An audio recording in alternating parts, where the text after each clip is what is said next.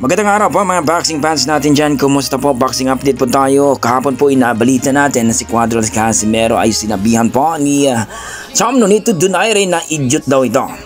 Well mga idol, magandang eksanya ito kasi sapagkat itong si Casimero at Donaire ay matagal na itong nagbabangayan.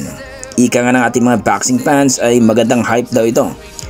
Umaasa ng ating mga boxing fans na matuloy talaga ang laban na hinahanap ng mga tao o hinihingi ng ating mga boxing fans dahil sa kanilang alitan na kung saan, no? Itong si Donaire at Casimero ay magandang bakbakan daw talaga ito. Isang 4 Division World Champion kontra sa isang 3 Division World Champion. Ang angas ng Pinas at ang The Flash, Nonito Donaire.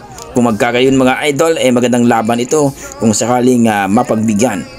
At sabi ng ating mga boxing fans, maganda daw ito dito sa Pilipinas gagawin. Well mga idol, umaasa natin mga boxing fans ay mapagbigyan daw. Kayo mga idol, ano masasabi nyo dito?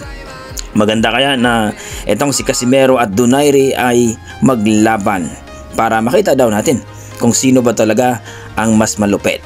Itong The Plus o ang ating angas ng Pinas na si Casimero at si Donaire. Please comment down below mga idol para ating pag-usapan. Sa kabilang banda mga idol, itong ating pambaton na nag-iisang 8 Division World Champion na si Manny Pacquiao na kung saan malapit na po 2 days na lang na kung saan ay mapalaban ang ating pambato dito sa isang kampiyon na si Mario Barrios mga idol sa kampiyon ng WBC Welterweight Division.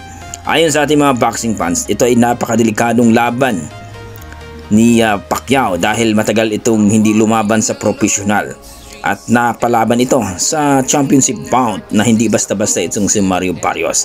Ayon kay Casimero, well hindi daw mapabasag itong si Barrios mga idol. Bata at malakas at talagang uhaw na uhaw ito sa panalo.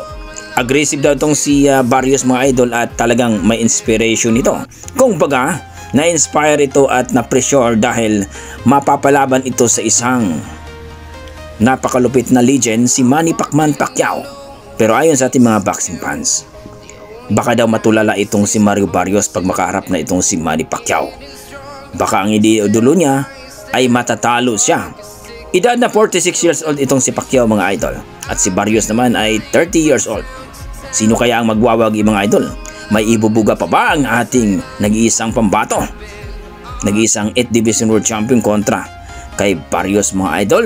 Please comment down below mga idol kung sakaling tingin nyo na mananalo ang ating pambato na si Manny Pacquiao Pacman na kung saan mapalaban sa isang malupit din na boksingero na isang kampiyon sa WBC Welterweight Division.